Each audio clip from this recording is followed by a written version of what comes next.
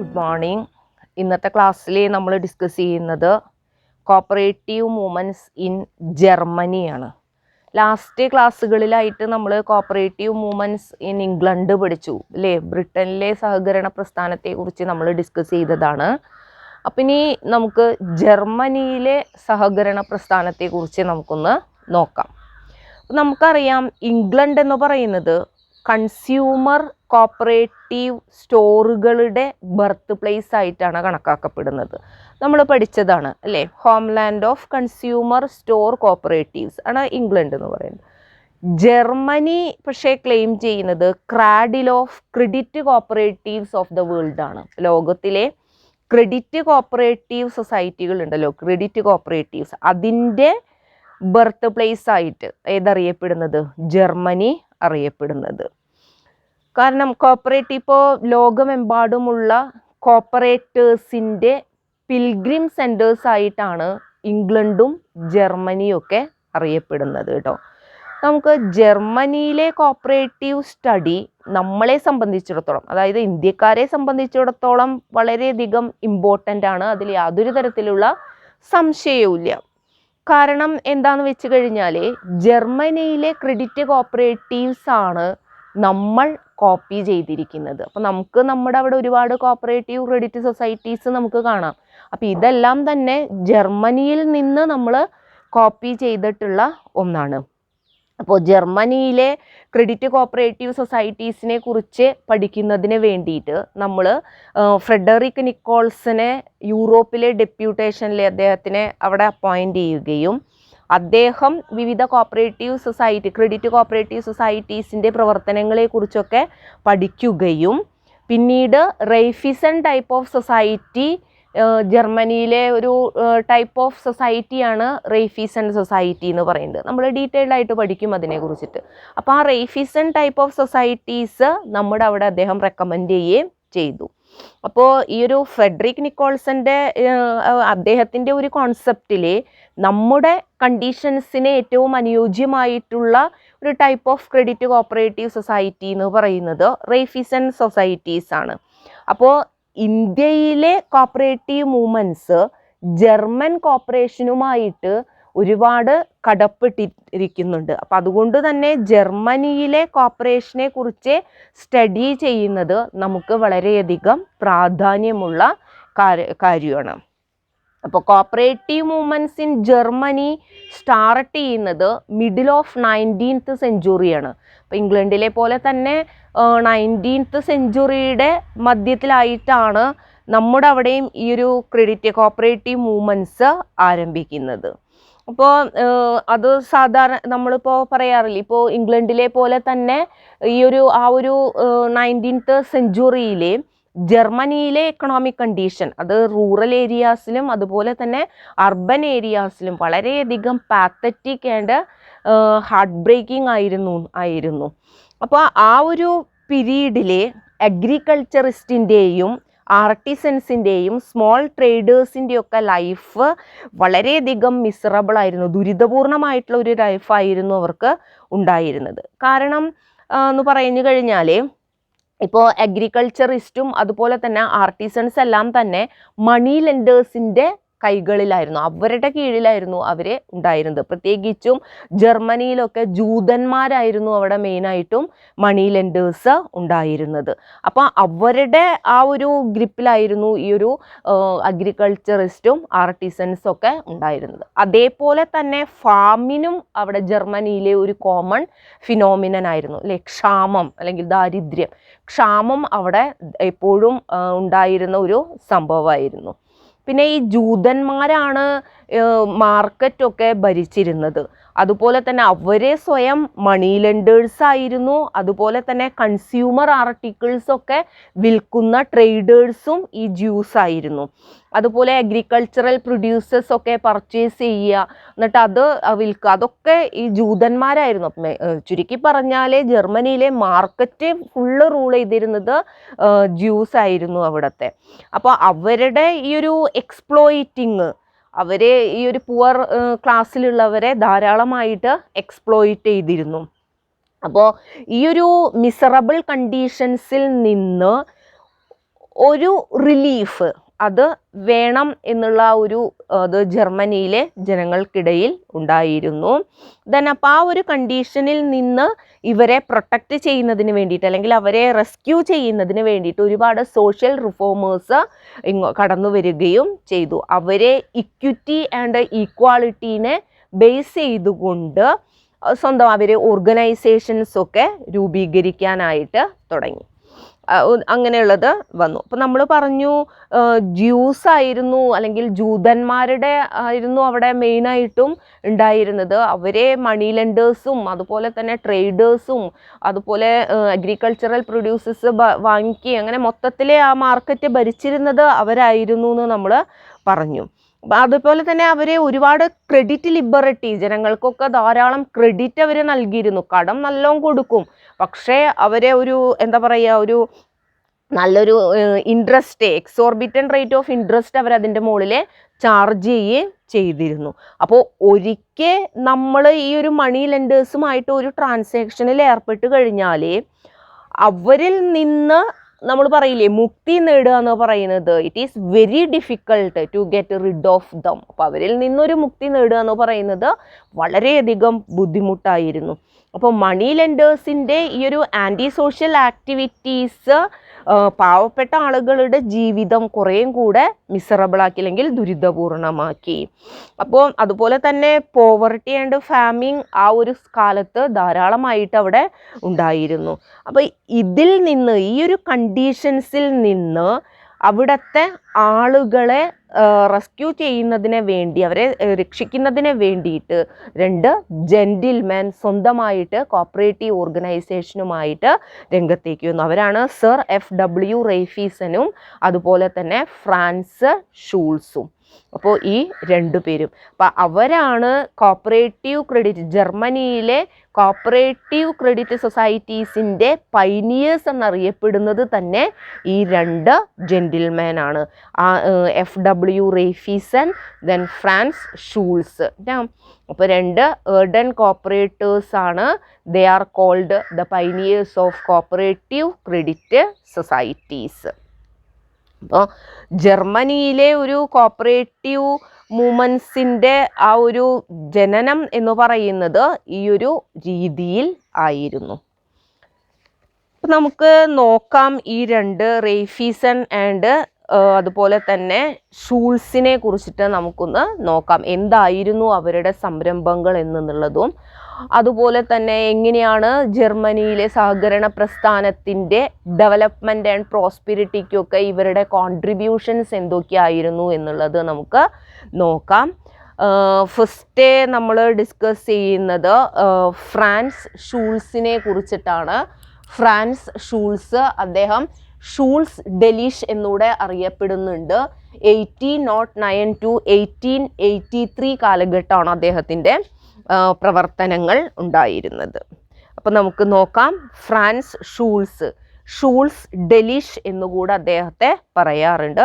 He was born in A Noble family in the city of Delitzsch in the year 1808. അപ്പോൾ ഡെലിഷിലാണ് അദ്ദേഹം ജനിക്കുന്നത്, ജർമ്മനിയിലെ ഒരു ചെറിയൊരു വില്ലേജ്. അപ്പോൾ അവിടെയാണ് അദ്ദേഹം ജനിക്കുന്നത്. 1808 അദ്ദേഹം 1809 അദ്ദേഹം ജനിക്കുന്നത്. ദെൻ നമ്മൾ പറഞ്ഞു നോബിൾ ഫാമിലിയിലാണ് അദ്ദേഹം ജനിച്ചിരുന്നത്. അതുകൊണ്ട് തന്നെ അദ്ദേഹത്തിന് ബെസ്റ്റ് എഡ്യൂക്കേഷനൊക്കെ ലഭിച്ചിട്ടുണ്ടായിരുന്നു. ദെൻ അദ്ദേഹത്തിൻ്റെ ഗ്രാജുവേഷൻ കഴിഞ്ഞതിന് ശേഷം അദ്ദേഹം ജുഡീഷ്യൽ സർവീസസിലാണ് ജോയിൻ ചെയ്തത്.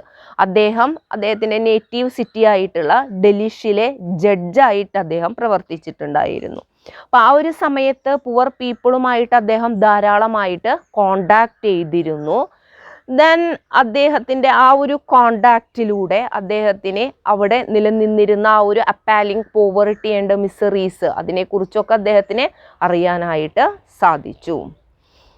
ദെൻ അദ്ദേഹം അപ്പോൾ ജനങ്ങളുടെ ഈ ഒരു ദുരിതപൂർണമായിട്ടുള്ള ഈ ഒരു ജീവിതം കണ്ട് അദ്ദേഹത്തിൻ്റെ ഒഫീഷ്യൽ ലൈഫിൽ തന്നെ ഒരു വെറുപ്പ് തോന്നുകയും അദ്ദേഹത്തിൻ്റെ ആ ഒരു ആ ഒരു ജോലി അദ്ദേഹം റിസൈൻ ചെയ്യുകയും ചെയ്തു. ദെൻ അതിനുശേഷം അതിൻ്റെ rest of his life he was a social worker. And he rendering services to his people. അപ്പോൾ പിന്നെ അദ്ദേഹം സോഷ്യൽ വർക്കർ ആയിട്ടാണ് പ്രവർത്തിച്ചിരുന്നത്. അദ്ദേഹത്തിൻ്റെ സേവനം അവിടുത്തെ പാവപ്പെട്ട ജനങ്ങൾക്ക് നൽകുകയും ചെയ്തു. അപ്പോൾ ആ ഒരു പീരീഡിൽ തന്നെ he was elected mayor of ഡെലിഷിലെ മേയറായിട്ട് അദ്ദേഹം തിരഞ്ഞെടുക്കപ്പെടുകയും ചെയ്തു. അതോടുകൂടെ ആ ഒരു അവരുടെ ആ ഒരു ഡെലിഷിലുള്ള ആ ഒരു എക്കണോമിക് കണ്ടീഷൻ അതൊന്നുകൂടെ ഇംപ്രൂവ് ചെയ്യണം എന്ന് അദ്ദേഹം ആഗ്രഹിച്ചു.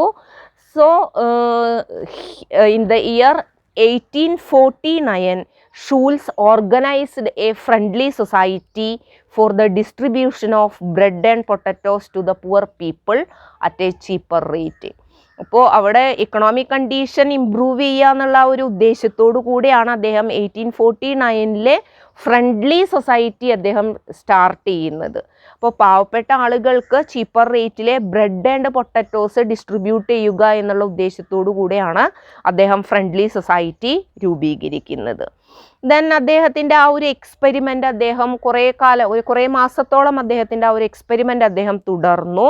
പക്ഷേ later he found that it was in no way improving their lot. അപ്പോൾ ഈ ഒരു പൊട്ടറ്റോയും ബ്രെഡും മാത്രം കൊടുത്തുകൊണ്ട് അവിടെ അവരുടെ ജനങ്ങളുടെ ആ ഒരു സാമ്പത്തിക ഒരു വ്യവസ്ഥ ആ ഒരു കണ്ടീഷൻ മെച്ചപ്പെടുത്താനായിട്ട് സാധിക്കില്ല എന്നുള്ളത് അദ്ദേഹം മനസ്സിലാക്കി.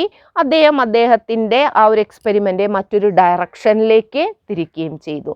So then he formed an association of shoe makers for the joint purchase of raw materials. പിന്നീട് അദ്ദേഹം ഷൂ മേക്കേഴ്സിൻ്റെ ഒരു അസോസിയേഷൻ അദ്ദേഹം രൂപീകരിച്ചു. അവരെ ജോയിൻ്റ് ആയിട്ട് അവർക്ക് ആവശ്യമായിട്ടുള്ള റോ മെറ്റീരിയൽ പർച്ചേസ് ചെയ്യുക എന്നുള്ളതായിരുന്നു അതിലൂടെ ചെയ്തിരുന്നത്.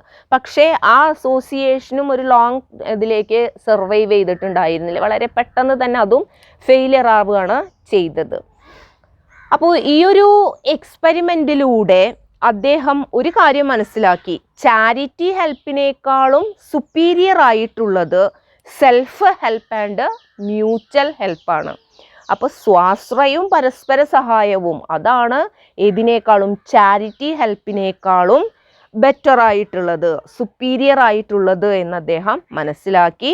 Then he decided to set up a credit society on the basis of cooperative principle in 1850. അപ്പോൾ അതിൻ്റെ ഫലമായിട്ട് 1850 അദ്ദേഹം ഒരു ക്രെഡിറ്റ് സൊസൈറ്റി രൂപീകരിച്ചു. കോപ്പറേറ്റീവ് പ്രിൻസിപ്പിൾസിനെ അടിസ്ഥാനമാക്കിക്കൊണ്ടായിരുന്നു ആ സൊസൈറ്റി അദ്ദേഹം രൂപീകരിച്ചത്. ദെൻ അദ്ദേഹം അതിലെ മെമ്പേഴ്സിനെ അലോട്ട് ചെയ്തിരുന്നത് ഷെയർ നൽകിക്കൊണ്ടാണ്. അപ്പോൾ സൊസൈറ്റിയുടെ ഷെയർ പർച്ചേസ് ചെയ്തുകൊണ്ട് അതിലെ ആളുകൾക്ക് മെമ്പർഷിപ്പ് എടുക്കാവുന്നതാണ്.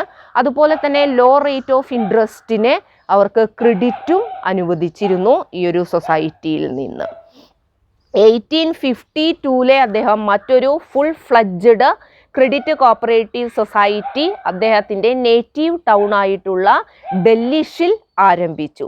അതൊരു ഗ്രാൻഡ് സക്സസ് ആയിരുന്നു ആ ഒരു ഇത്. അപ്പം അങ്ങനെ ഈ രീതിയിൽ അദ്ദേഹം ജർമ്മനിയിലെ ക്രെഡിറ്റ് കോപ്പറേറ്റീവ് മൂവ്മെൻറ്റ്സിനെ ഫൗണ്ടേഷൻ സ്റ്റോൺ അദ്ദേഹം ഇട്ടു. അപ്പം ഇങ്ങനെയാണ് ജർമ്മനിയിലെ വരുന്നത്, ക്രെഡിറ്റ് കോപ്പറേറ്റീവ് മൂവ്മെൻറ്റ്സ് വരുന്നത്. അപ്പോൾ അദ്ദേഹത്തിൻ്റെ ഈ ഒരു എക്സ്പീരിയൻസ് അല്ലേ, അപ്പം അദ്ദേഹത്തിന് ഈ ഒരു ക്രെഡിറ്റ് ബാങ്കുകൾ പ്രവർത്തിപ്പിച്ചുകൊണ്ട് അതിൽ നിന്ന് ലഭിച്ചിട്ടുള്ള ആ ഒരു എക്സ്പീരിയൻസിൻ്റെ അടിസ്ഥാനത്തിൽ അദ്ദേഹം 1856 ഒരു ബുക്ക് പബ്ലിഷ് ചെയ്തു. അതിലെ ഈ ഒരു അദ്ദേഹത്തിൻ്റെ ഈ ഒരു ന്യൂ ക്രെഡിറ്റ് സൊസൈറ്റിയുടെ ബാങ്കിങ് പ്രാക്ടീസസിനെ കുറിച്ചൊക്കെ വളരെ ഡീറ്റെയിൽഡ് ആയിട്ട് അതിലെ എക്സ്പ്ലെയിൻ ചെയ്തിട്ടുണ്ടായിരുന്നു.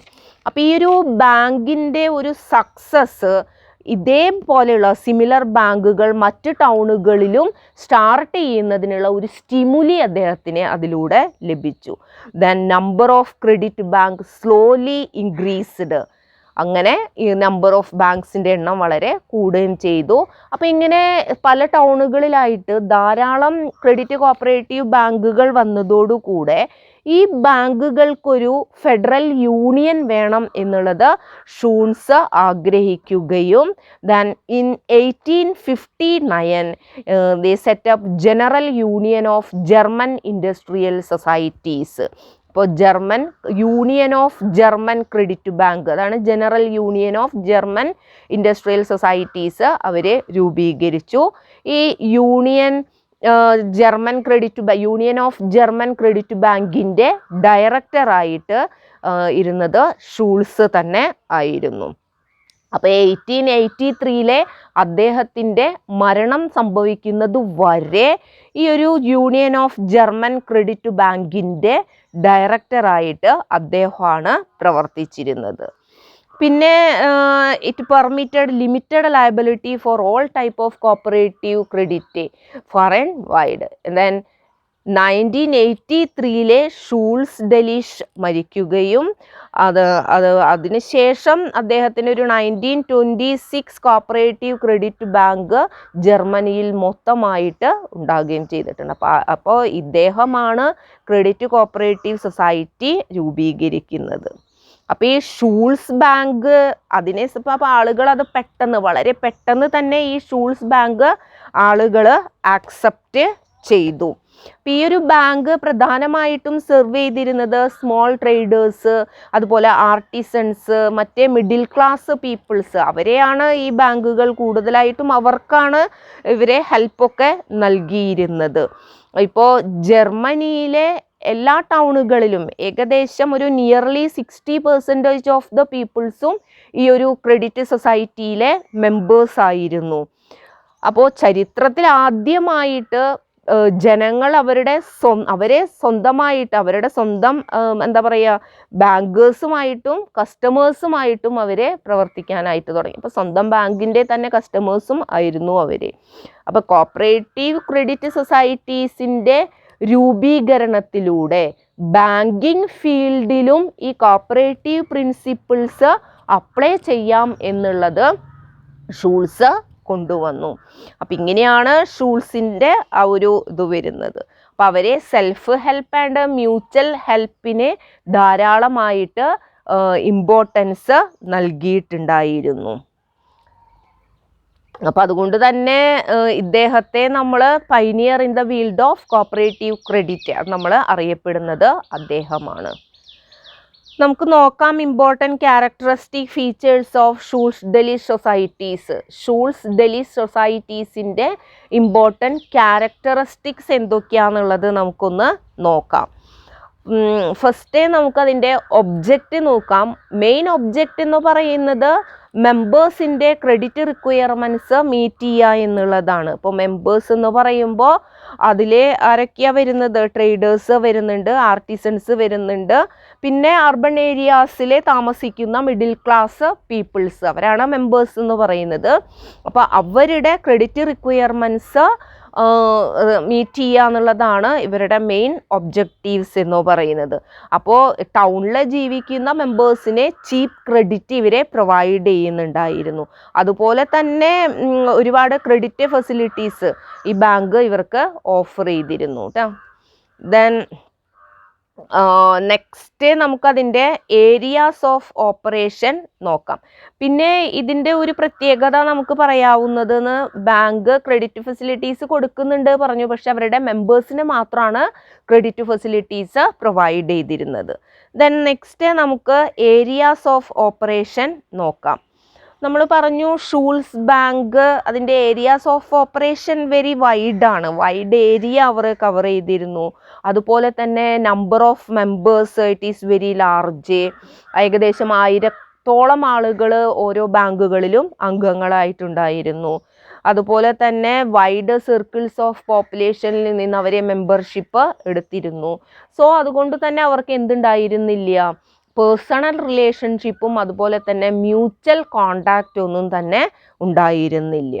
അപ്പോൾ ടോട്ടൽ മെമ്പർഷിപ്പ് സൊസൈറ്റിയുടെ വളരെ കൂടുതലായിരുന്നു. അതുകൊണ്ട് തന്നെ ആളുകൾ തമ്മിൽ അല്ലെങ്കിൽ മെമ്പേഴ്സ് തമ്മിലെ ഒരു പേഴ്സണൽ റിലേഷൻഷിപ്പ് അല്ലെങ്കിൽ പേഴ്സണൽ കോണ്ടാക്റ്റ് ഒന്നും ഉണ്ടായിരുന്നില്ല. അപ്പോൾ ഫേസ് ടു ഫേസ് റിലേഷൻഷിപ്പും ഇൻറ്റിമേറ്റ് കോണ്ടാക്റ്റ് ഒന്നും എവിടെ ലഭ്യമായിരുന്നില്ല, ഈ ഒരു സൊസൈറ്റിയിൽ ഉണ്ടായിരുന്നില്ല. പിന്നെ വരുന്നത് ലിമിറ്റഡ് ലയബിലിറ്റി ആണ്. അപ്പോൾ നമ്മൾ പറഞ്ഞു ഏരിയാസ് ഓഫ് ഓപ്പറേഷൻ വൈഡ് ആണെന്ന് പറഞ്ഞു. അപ്പോൾ അതുകൊണ്ട് തന്നെ പേഴ്സണൽ കോണ്ടാക്റ്റ് മെമ്പേഴ്സിൻ്റെ ഇടയിൽ ഇല്ല എന്ന് പറഞ്ഞു. സോ അങ്ങനെ വരുന്ന സമയത്ത് എന്താണ് മെമ്പേഴ്സിൻ്റെ ലയബിലിറ്റി എപ്പോഴും ലിമിറ്റഡ് ആയിരുന്നു. കാരണം മറ്റേ മെമ്പേഴ്സിൻ്റെ ബാധ്യതകൾ ഏറ്റെടുക്കാൻ ആരെ വില്ലിങ് ആയിരുന്നില്ല, അതിലെ മെമ്പേഴ്സ് വില്ലിങ് ആയിരുന്നില്ല. അപ്പോൾ മെമ്പേഴ്സ് ആ റിസ്ക് അവർക്ക് എടുക്കാനല്ല. അപ്പോൾ അതുകൊണ്ട് തന്നെ ഷൂൾസ് ബാങ്ക് അഡോപ്റ്റ് ചെയ്തിരുന്നത് ലിമിറ്റഡ് ലയബിലിറ്റിയാണ്. Then next share of high value ആണ്. പിന്നെ ഷൂൾസിൻ്റെ ഒരു ഒപ്പീനിയൻ എന്ന് പറഞ്ഞു കഴിഞ്ഞാൽ ഷെയർ വാല്യൂ വെരി ഹൈ ആയിരിക്കണം എന്നുള്ളതാണ്. അപ്പോൾ 100 to 400 മാർക്സ് ഒക്കെയാണ് അവർ ചെയ്തിരുന്നത്. It could be paid in instalment. അപ്പോൾ ഹൈ വാല്യൂ ഓഫ് ഷെയർസ് ആയതുകൊണ്ട് തന്നെ ഡെപ്പോസിറ്റേഴ്സിനൊക്കെ സെക്യൂരിറ്റി ഇത് പ്രൊവൈഡ് ചെയ്തിരുന്നു.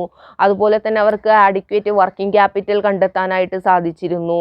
അതുപോലെ മെമ്പേഴ്സിൻ്റെ ഇടയിൽ ഒരു ത്രിഫ്റ്റ് ഹാബിറ്റ് ഓഫ് ത്രിഫ്റ്റ് ഉണ്ടാക്കിയെടുക്കാനായിട്ടും അതിലൂടെ സാധിച്ചിരുന്നു. അപ്പോൾ ഷെയർ വാല്യൂ വെരി ഹൈ ആയിരുന്നു. പിന്നെ ഒരു പ്രത്യേകത എന്ന് പറയുന്നത് ഈസി അഡ്മിഷൻ ഓഫ് മെമ്പേഴ്സ് ആണ്. അപ്പോൾ മെമ്പർഷിപ്പ് വളരെ എളുപ്പത്തിൽ അവൈലബിൾ ആയിരുന്നു.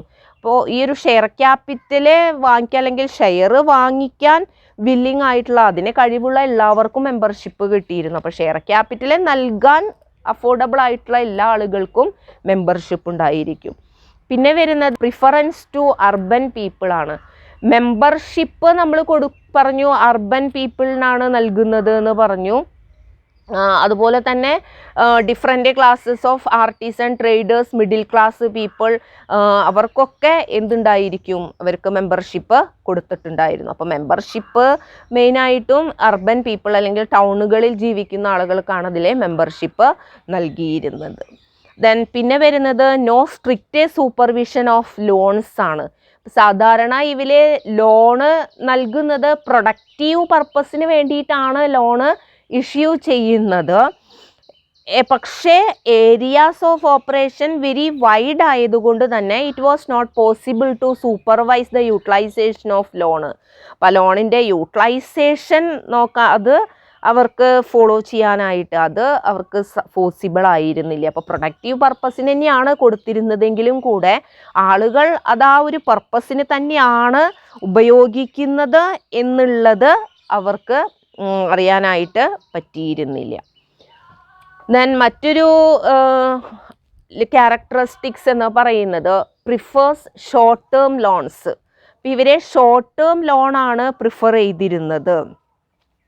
അപ്പോൾ ലോൺസ് ഷോർട്ട് പീരീഡിലേക്കാണ് അനുവദിച്ചിരുന്നത്. സാധാരണ 3 months ഒക്കെയാണ് ലോണ് വന്നിരുന്നത്. പക്ഷേ അത് നമുക്ക് എന്ത് ചെയ്യാം, റിന്യൂവബിൾ ആണ്, റിന്യൂ ചെയ്യാനായിട്ട് സാധിച്ചിരുന്നു. ലോങ് ടേം ലോൺസ് ഒന്നും തന്നെ ബാങ്ക് നൽകിയിരുന്നില്ല. അതുപോലെ തന്നെ കാരണം വെച്ചിങ്ങനെ അവരുടെ മെജോറിറ്റി ഓഫ് ദ ഡെപ്പോസിറ്റും ഷോർട്ട് ഡ്യൂറേഷൻ ഉള്ളതായിരുന്നു.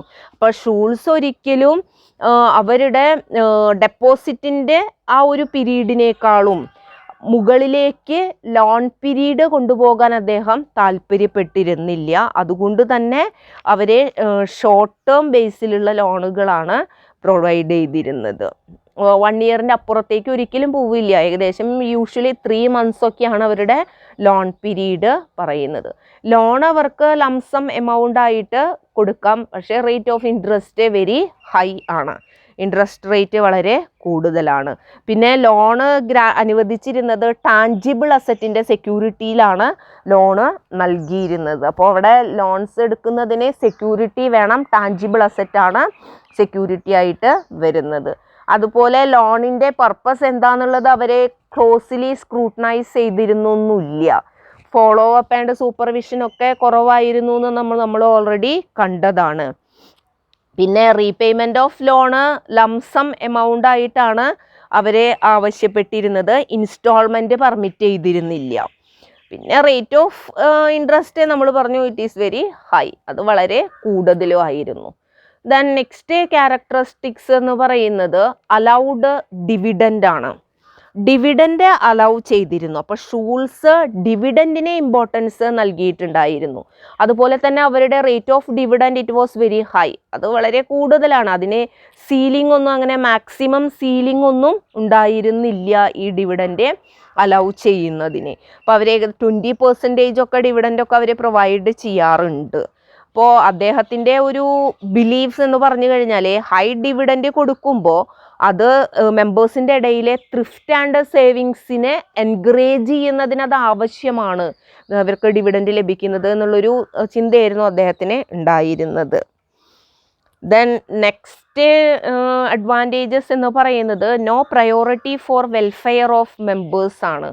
അതായത് മെമ്പേഴ്സിൻ്റെ മെറ്റീരിയൽ വെൽഫെയറിനും അതുപോലെ തന്നെ അവരുടെ മോറൽ ഡെവലപ്മെൻറ്റിനും അദ്ദേഹം സ്പെഷ്യൽ പ്രയോറിറ്റി ഒന്നും നൽകിയിട്ടുണ്ടായിരുന്നില്ല. അപ്പം അതിനെ പ്രത്യേകിച്ച് പ്രയോറിറ്റി ഒന്നും ഉണ്ടായിരുന്നില്ല. Then next elected but paid directors ആണ്. അപ്പോൾ ഇവരുടെ മാനേജ്മെൻ്റ് എന്ന് പറയുന്നത് ഡെമോക്രാറ്റിക് ലൈനിലാണ് ഇവരുടെ മാനേജ്മെൻ്റ് ഒക്കെ വരുന്നത്. ജനറൽ ബോഡി അവരുടെ മാനേജിങ് കമ്മിറ്റീനെ ഇലക്ട് ചെയ്യും. പിന്നെ അതുപോലെ തന്നെ കൗൺസിൽ ഓഫ് സൂപ്പർവൈസേഴ്സ് ഉണ്ടായിരിക്കും. അവർക്ക് അവരുടെ സർവീസസിന് ഒരു ലെസ് റെമ്യൂണറേഷനൊക്കെ അവർക്ക് പ്രൊവൈഡ് ചെയ്യുന്നുണ്ടായിരിക്കും ഉണ്ട്. അതുപോലെ അവർക്ക് റെഗുലർ ഓഫീസസ് അവരെ ഉണ്ടായിരുന്നു. അതുപോലെ പെർമനൻ്റ് ആയിട്ടുള്ള പെയ്ഡ് സ്റ്റാഫുകൾ ഈ ബാങ്കിൽ ഉണ്ടായിരുന്നു. അപ്പോൾ Schulze had no faith in honorary services. അപ്പോൾ ഓണററി സർവീസസിൽ അദ്ദേഹം താല്പര്യമൊന്നും ഉണ്ടായിരുന്നില്ല. അതുപോലെ ജനറൽ ബോഡിയിലാണ് ഇവരുടെ മാനേജ്മെൻറ്റ് കമ്മിറ്റീനെയൊക്കെ തിരഞ്ഞെടുക്കുന്നത്. 3 മെമ്പേഴ്സാണ് അതിൽ വരുന്നത്. ഡയറക്ടേഴ്സിൻ്റെ ടേം ഓഫ് ഓഫീസ് 3 years ആണ് വരുന്നത്. ഡയറക്ടേഴ്സിനും അവരുടെ സർവീസസിനെ പേയ്മെൻറ്റ്സ് കൊടുക്കുന്നുണ്ട്. പിന്നെ ബാങ്കിൻ്റെ ഓൾ വർക്കും അവർ ഡിഫറെൻറ്റ് സെക്ഷനുകളായിട്ട് ഡിവൈഡ് ചെയ്തിട്ടുണ്ട്. അതുപോലെ ഓരോ സെക്ഷനിലും ഓരോ ഡയറക്ടേഴ്സിൻ്റെ കീഴിലാണ് വരുന്നത്.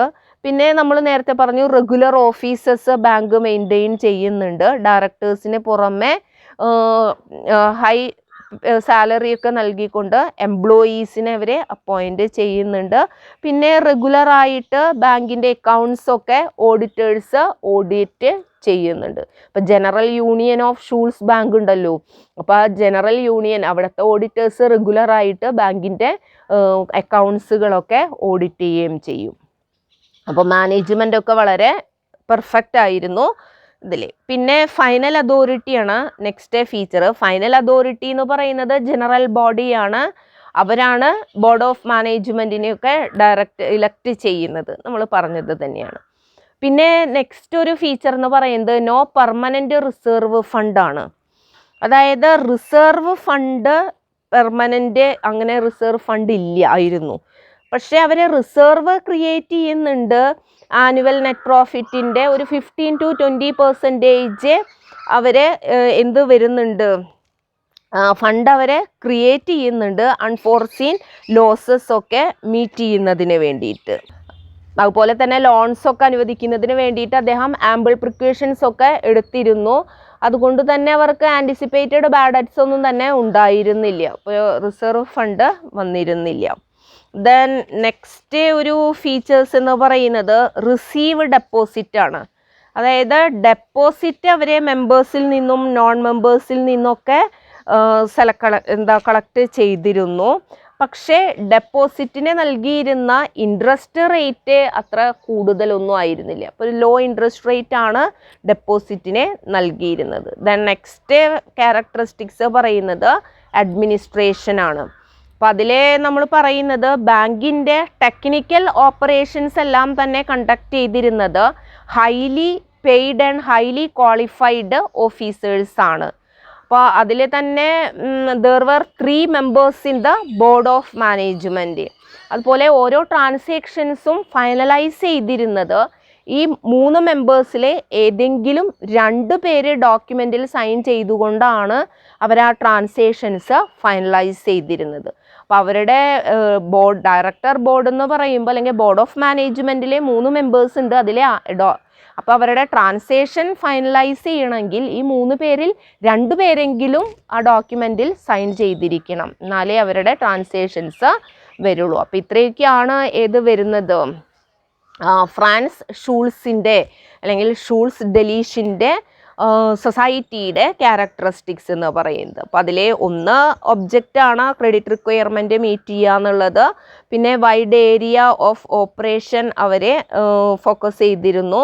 പിന്നെ ലയബിലിറ്റി ഓഫ് മെമ്പേഴ്സ് ലിമിറ്റഡ് ആയിരുന്നു. ഷെയർ വാല്യൂ ഹൈ വാല്യൂ ആയിരുന്നു. മെമ്പർഷിപ്പ് ഈസിലി അവൈലബിൾ ആയിരുന്നു. പിന്നെ അർബൻ പീപ്പിളിനാണ് പ്രിഫറൻസ് നൽകിയിരുന്നത്. അപ്പോൾ membership was given to only to urban people. പിന്നെ വരുന്നത് സൂപ്പർവിഷൻ, ലോണ് പ്രൊവൈഡ് ചെയ്യുന്നതിന് ക്ലോസ് സൂപ്പർവിഷൻ ഉണ്ടായിരുന്നില്ല. പിന്നെ ഷോർട്ട് ടേം ലോൺസ് ആണ് ഗ്രാൻഡ് ചെയ്തിരുന്നത്. പിന്നെ ഡിവിഡൻഡ് അലൗ ചെയ്തിരുന്നു. മെമ്പേഴ്സിൻ്റെ വെൽഫെയറിനെ പ്രയോറിറ്റി ഉണ്ടായിരുന്നില്ല. ഇലക്റ്റഡ് ആണ്, പക്ഷേ പെയ്ഡ് ഡയറക്ടേഴ്സാണ്. അപ്പോൾ മെമ്പേഴ്സിൽ നിന്ന് തന്നെ തിരഞ്ഞെടുക്കുന്നവരാണ്, പക്ഷേ പെയ്ഡ് അവർക്ക് സാലറി പ്രൊവൈഡ് ചെയ്തിരുന്നു. പിന്നെ final authority vested with general body. Then there is no permanent reserve fund. Then deposit were received from members and non members. Then administration vested with board of management. അപ്പം ഇത്രയാണ് ഇത് വരുന്നത് France ഷൂൾസിൻ്റെ സൊസൈറ്റിയുടെ features. ഇത്രയാണ് നമുക്ക് France ഷൂൾസിനെ കുറിച്ച് പറയാനുള്ളത്.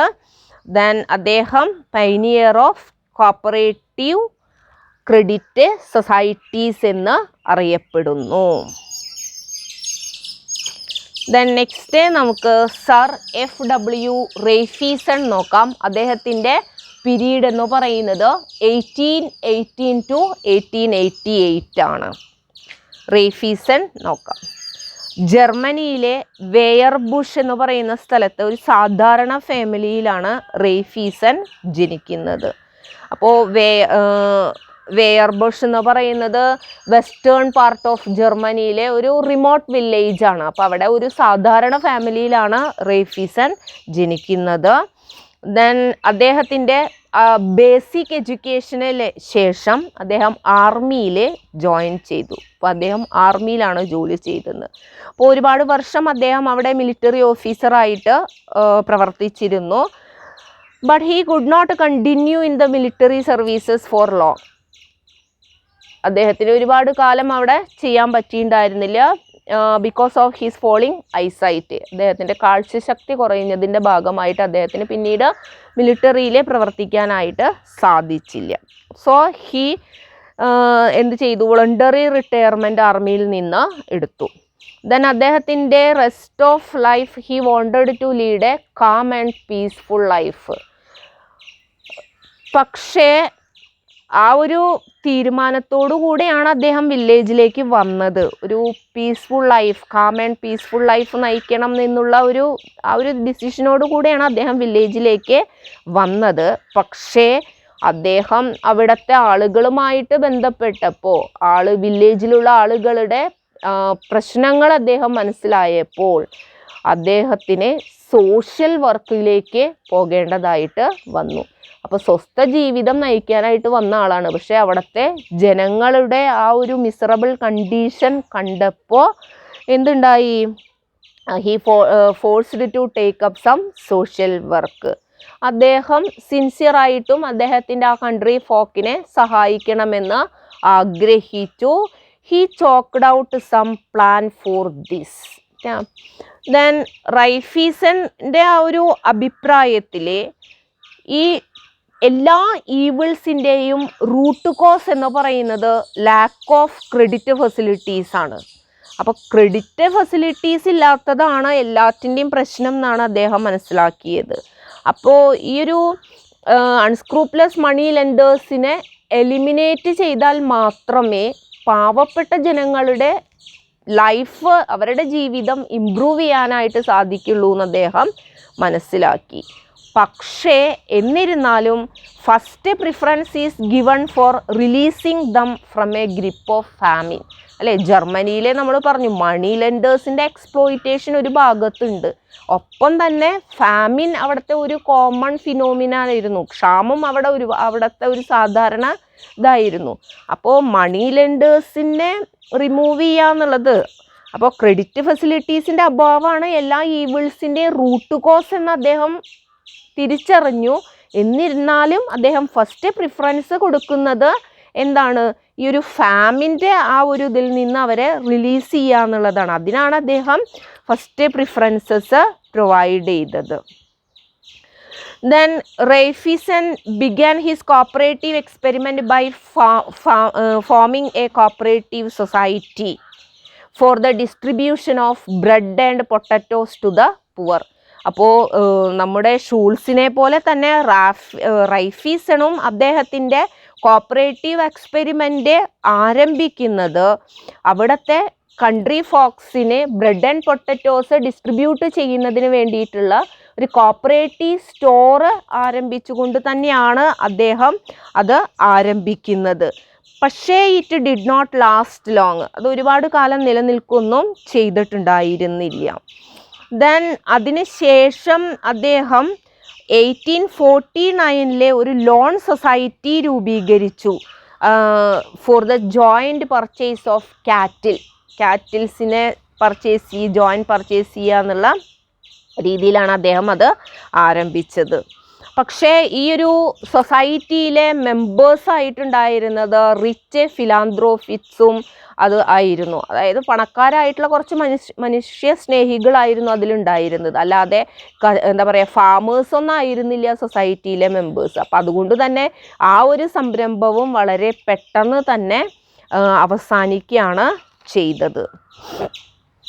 അപ്പോൾ അദ്ദേഹത്തിൻ്റെ എക്സ്പെരിമെൻറ്റിൽ നിന്നുള്ള പാഠം ഉൾക്കൊണ്ടുകൊണ്ട് 1862 he established another loan society at അൻഹാൻസനിൽ അദ്ദേഹം മറ്റൊരു ലോൺ സൊസൈറ്റി അദ്ദേഹം രൂപീകരിച്ചു.